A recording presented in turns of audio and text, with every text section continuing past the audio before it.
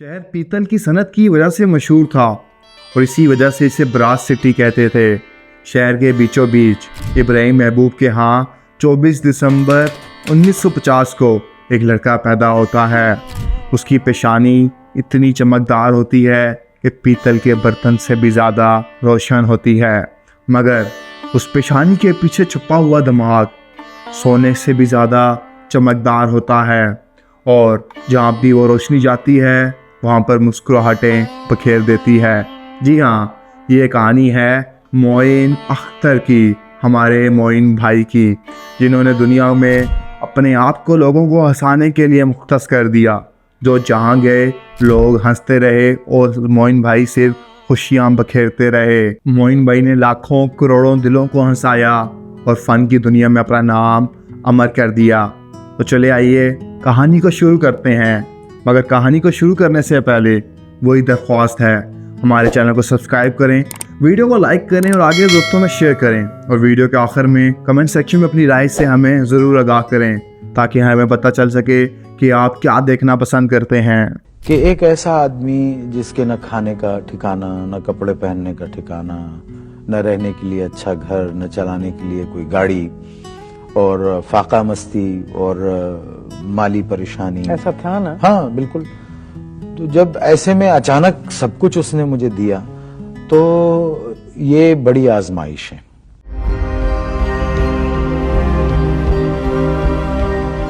कहानी का आगाज़ करते हैं सन 1966 से। ज़िया मुहिउद्दीन साहब अपने ऑफिस में बैठे हुए थे। उनका प्रोड्यूसर भागता भागता आता है और ज़िया साहब को ये बताता है कि सर, खालिद अब्बास डार ने कल शो पे आने से मना कर दिया है। ज़िया साहब गुस्से से उसकी तरफ देखते हैं और बोलते हैं, क्या? प्रोड्यूसर कहता है, सर खालिद अब्बास डार साहब की कॉल आई है। वो कह रहे हैं कि मैं मानो आपा का खेल कर रहा हूँ और डेट्स मैच नहीं होती। लाहौर से कराची आने में ही दिन लग जाएगा।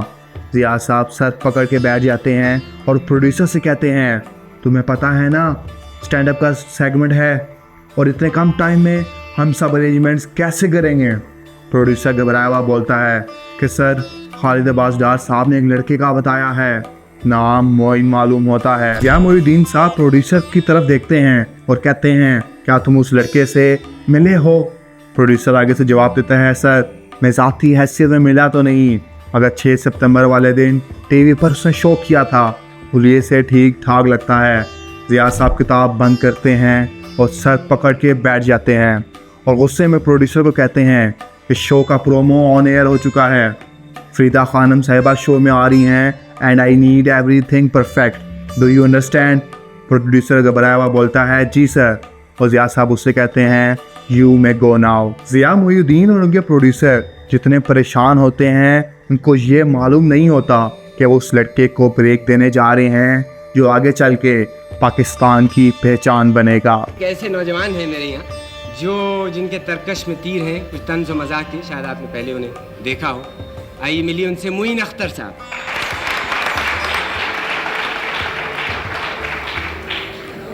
दिन आखिर में एक पिक्चर रिलीज़ हुई थी, उसमें लहरी एक अपने सामने वाले आर्टिस्ट से क्या कहते हैं, कहने लगे कि वो सामने वाले आर्टिस्ट इनसे कहते हैं, यार लहरी, वो लड़की मुझे मुड़ मुड़ के देख रही थी। मुड़ के नहीं देख रही थी भैया, उसके गर्दन की फिटिंग ही उल्टी है। लड़की कहने लगी, आप मुझे सलील कर रहे हैं। अपनी तरफ से तो पूरी कोशिश कर रहे हैं।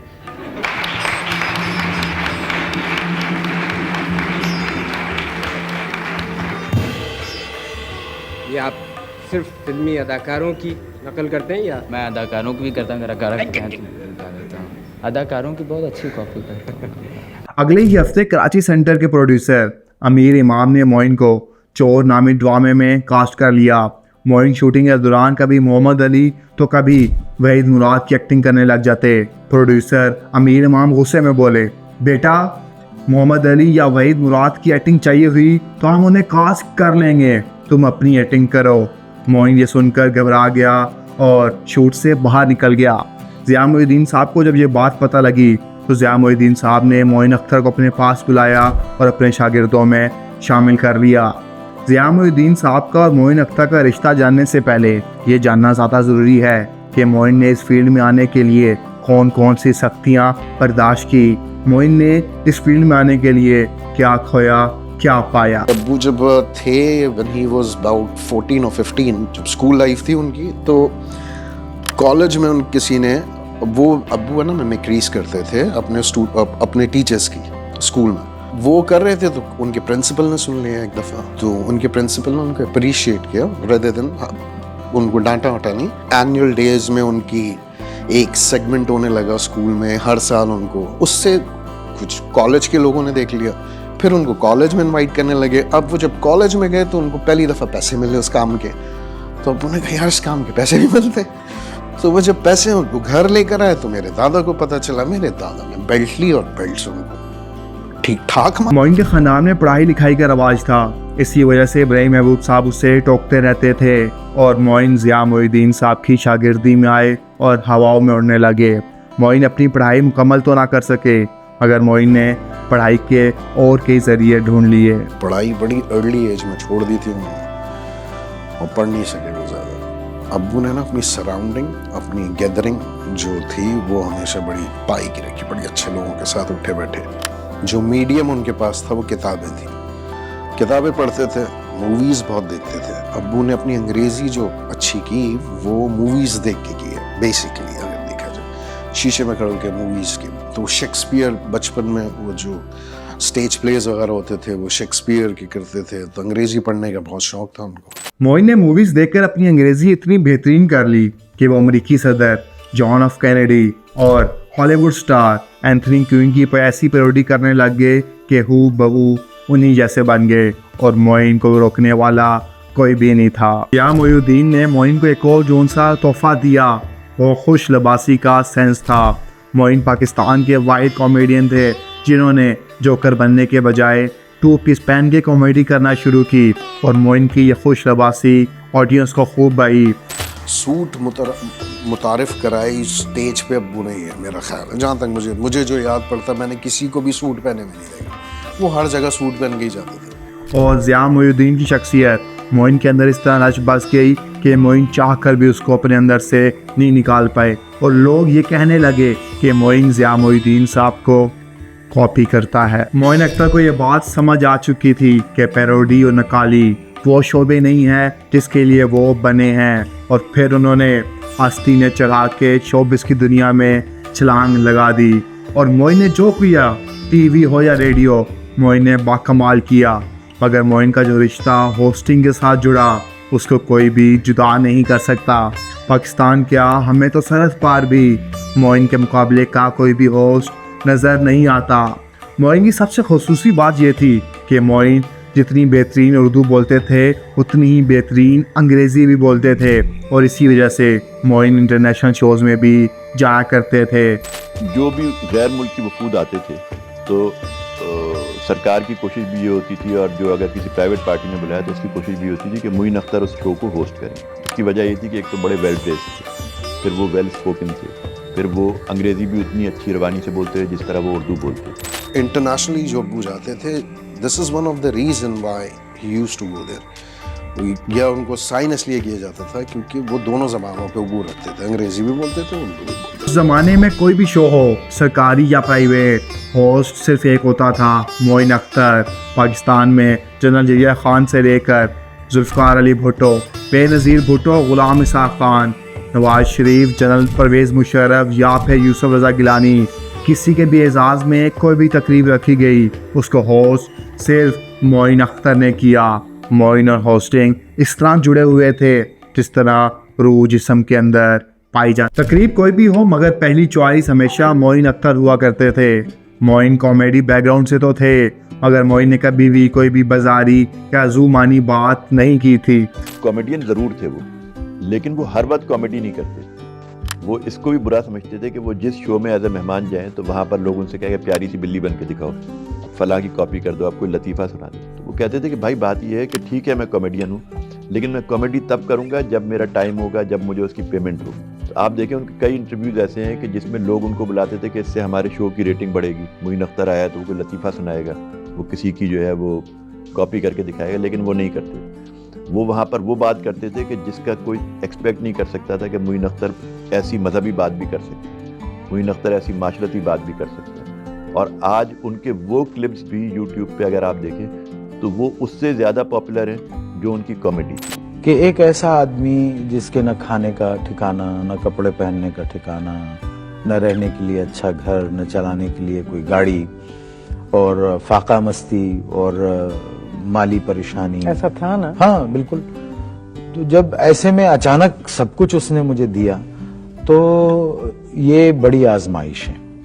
अगर मोइन कहीं पर एज अ गेस्ट भी जाएं और लोग उन्हें वहाँ पर कॉमेडी करने का कहें तो मोइन वहाँ पर कॉमेडी नहीं किया करते थे।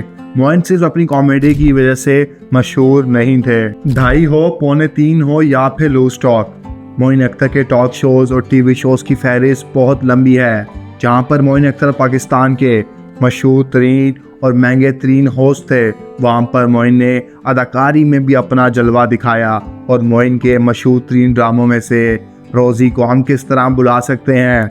मोइन ने रोज़ी में जो अदाकारी की वो आज भी मोइन के चाहने वालों के दिलों में जिंदा है। हुआ कुछ ऐसे था कि सायरा काज़मी ने हॉलीवुड मूवी टॉर्ची से मुतासिर होकर इमरान असलम से एक ड्रामा लिखवाया और मोइन को उसकी कैसेट दी और कहा कि डिस्टिन हॉफमैन की अदाकारी गौर से देख लो, मुझे बिल्कुल कॉपी पेस्ट चाहिए। मोइन ने हामी तो भर ली मगर मोइन ने वो फिल्म ना देखी और मोइन का सारा फोकस स्क्रिप्ट पे रहा। मोइन ने वो फिल्म इसलिए नहीं देखी क्योंकि कहीं उस किरदार की छाप मोइन में ना आ जाए और मोइन उसको अपने तरीके से अपनाना चाहते थे और अपने तरीके से अदा करना चाहते थे। और जब रोज़ी ऑन एयर हुआ तो सायरा काज़मी ने मोइन को मुस्कुरा कर बोला कि डिस्टिन हॉफमैन ने मर्द की अदाकारी अच्छी की थी मगर मोइन तुमने औरत का किरदार कमाल अदा किया है, शाबाश, जीते रहो। और रोज़ी आज भी लोगों के दिलों में जिंदा है। काम मिलना बंद हो जाता है, हमको ले जाके एक सहरा में छोड़ दिया जाता है। ऐसे सहरा में छोड़ दिया जाता है जहां कुछ नहीं होता, बस एक पर्दा होता है जो गिर जाता है। उस ज़माने में ना ये होता था, कंप्यूटर होता था, ना इंटरनेट होते थे, तो उस वक्त पीटी सेल होते थे। तो हमारे घर में 4 से 5 फ़ोन लगे होते थे। तो वो इतने बजे थे उस दिन, हम छोटे थे, ज़्यादा बड़े नहीं थे, इतने बजे थे कि हम थक गए थे और अब्बू गए हुए थे किसी रिकॉर्डिंग में। अब्बू जब वापस आए ना तो हम सारे बहन भाई, हमारा जो पुराना घर था एक कॉरिडोर था और हमारा दरवाज़ा था, तो हम सारे बहन भाई 2 इधर 2 इधर, हम लोग खड़े और हम लोग क्लैपिंग कर रहे थे जब अब्बू आए। तो एंड अब्बू वाज रियली शॉक्ड कि क्या हुआ। तो यार अनबिलीवेबल, आप वाकई अब्बू औरत लग रहे थे। हम लोग छोटे छोटे थे, जो हम अपनी कैपेसिटी में बोल सकते थे, तो तुम लोग अच्छा लगा, अब्बू भी बच्चे बन जाते थे हमारे साथ। मोइन अख्तर ने दर्जनों किरदार अदा किए मगर मोइन का कमाल ये था कि मोइन ने किसी भी किरदार को अपनी पहचान बनने नहीं दिया। मोइन ने कोई भी किरदार अदा किया तो उसके साथ बराबर का इंसाफ किया। मोइन ने होस्टिंग की तो दुनिया के बेहतरीन होस्ट में से एक बन गए। मोइन ने टीवी पर अदाकारी की तो मोइन से बेहतरीन अदाकार कोई नहीं था। मोइन ने जब स्टेज ड्रामा किए तो मोइन से बेहतरीन स्टेज आर्टिस्ट कोई भी नहीं था। मोइन ने हर किरदार के साथ बराबर इंसाफ किया। मोइन जो भी करते थे उसमें ढल जाते थे और हर किरदार को इतने अच्छे से निभाते थे कि मोइन का एक एक किरदार आज अवाम के दिलों में जिंदा है। हम तोरे बाबुल खूटे की गैया, हाको जिधर को हाको लखी बाबुल मोरे। अरे तुम्हारे बाबुल लखी नहीं खपती है, समझी तुम? ईद ट्रेन जैसे ड्रामों में मोइन ने खुद तो अदाकारी की मगर मोइन ने दूसरों से भी अदाकारी करवाई और क्या खूब अदाकारी करवाई। तुम मुझे चलती हुई गाड़ी से फेंकोगे? बाप का राज है क्या मतलब? मैं सुनो, अबे इसने मुझे कत्ल की धमकी दी है, कत्ल की कितना झूठा है। अगर हम स्टेज ड्रामों की बात करें तो मोइन का जिक्र उमर शरीफ के बगैर अधूरा है। अरे क्या सेट चल रहा है यार, ऐसा हकला मालिक तूने मेरे हवाले कर दिया है। अभी परसों अंडा खरीदने के लिए दुकान पे गए, अंडा कहने में इतनी देर लगा दी, अंडे में से चूजा निकल आया। एक वक्त तो ये भी आया कि ये बात चलने लगी कि मोइन अख्तर और उमर शरीफ में प्रोफेशनल जेलसी है मगर दोनों ने अपने रवैये से और अपने इक़दामात से इस बात को गलत साबित किया। And I think all of you admire him. Please put your hands together for Umar Sharif. देखें यार, वो छोटे भाइयों की तरह थे अब्बू के। वो उनको उस्ताद का रुतबा देते थे, बड़े भाई का रुतबा देते थे। अब्बू और उमर अंकल में ऐसी कोई वो नहीं थी, एक वो हेल्दी कंपटीशन इज गुड, लेकिन अब्बू और उमर अंकल का कोई कंपटीशन नहीं था। जब उस आदमी ने, एक सीनियर आर्टिस्ट ने उमर शरीफ को कॉल किया, उस उमर शरीफ को कॉल किया कि जिसको एक ज़माने में वो थिएटर के अंदर दाखिले की भी इजाज़त नहीं, वो एज अ राइटर वहाँ पर आया और बहरूपिया मोइन अख्तर टाइप का कोई ड्रामा था जिसमें 6-7 कैरेक्टर्स थे मोइन अख्तर के, वो लिखा था उमर शरीफ ने, बड़ी फरमाइशों के साथ वो लिखा था। उसमें एक कैरेक्टर इसने अपना भी रखा था। तो मोइन भाई ने कहा कि यार ये कैरेक्टर जो है ना, ये इसको मत दो, ये तो उन्हीं में से एक कैरेक्टर हो जाएगा। तो उसने फिर अपने लिए एक बहुत छोटा सा कैरेक्टर लिखा और उस कैरेक्टर से ही वो हिट हुआ। तो ये सारी चीज़ें उस शो में मोइन अख्तर ने एडमिट की और कहा कि एक ज़माना था कि जब ये बिल्कुल जूनियर आर्टिस्ट थे और फिर वो बात आया कि ये हमसे भी ऊपर चला गया। कि आपस में उनकी ऑफ द रिकॉर्ड तो एक दूसरे के साथ प्रोफेशनल था, बहुत गड़बड़ रहती थी, लेकिन ये कि कैमरे के ऊपर दोनों एक दूसरे को, वो उमर शरीफ जो था वो उनके पैरों को हाथ लगा के हमेशा बात करता।